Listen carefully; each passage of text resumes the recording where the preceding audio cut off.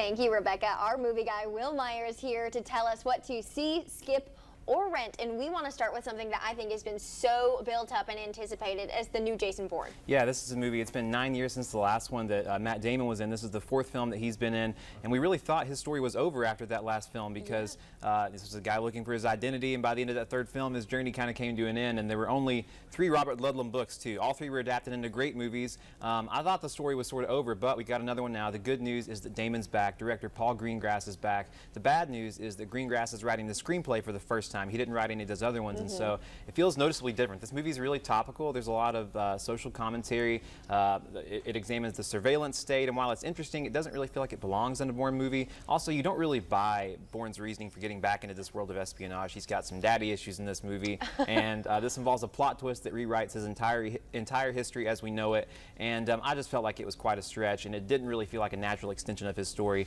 But you roll with it in this movie because Greengrass is such a good director. This movie, he can actually trick you into thinking this is a great movie because it's so well paced.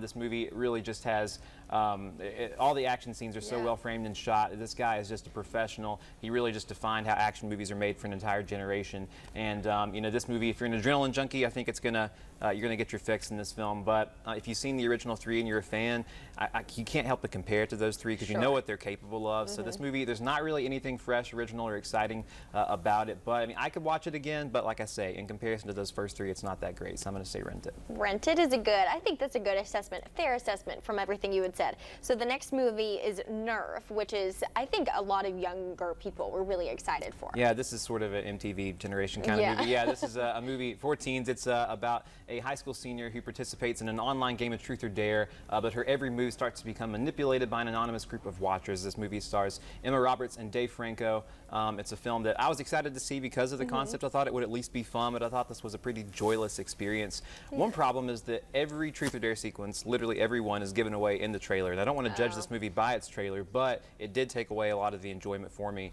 Also, this movie's in such a hurry to get serious. By the half-hour mark, they take the audience off the roller coaster and they just start to yell at them, especially if you're a teenager. This movie indicts every teenager as being narcissistic bullies, and while I do think it raises some interesting points, this movie has the subtlety of a sledgehammer when delivering its message, and also this movie really just doesn't have anything new to add to the conversation. So, you know, if you haven't seen the trailer, maybe you'll think it's exciting, but I just did not enjoy this movie at all. I'm going to say skip it. Skip it. Bummer there. Could have been really good and fun. You were right.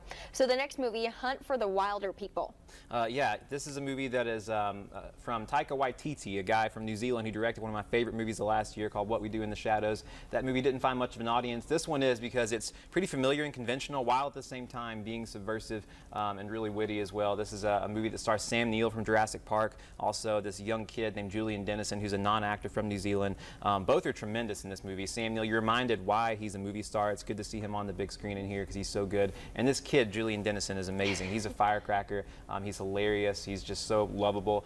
It's a movie, though, that is about, he plays this rebellious kid who's lost in the New Zealand bush with his foster uncle, and a national manhunt goes out for them. But they're having the time of their life out there. So this is a movie that is amusing and heartwarming in equal measure. It'll charm your pants off. You can take your preteen to see it or your grandparent to see it. I had a great time watching it, and I know the audience did too. I think this has a 99% on Rotten Tomatoes, so critics are loving it, audiences are loving it. So this one is at Downtown West, so go check it out. Hey, that looks awesome. He does look funny. You just see the little scenes in there. You're like, they're having a good time. I love it. Well, hey, thank you so much as always. We look forward to what you review next week. Thanks so much. Thank you.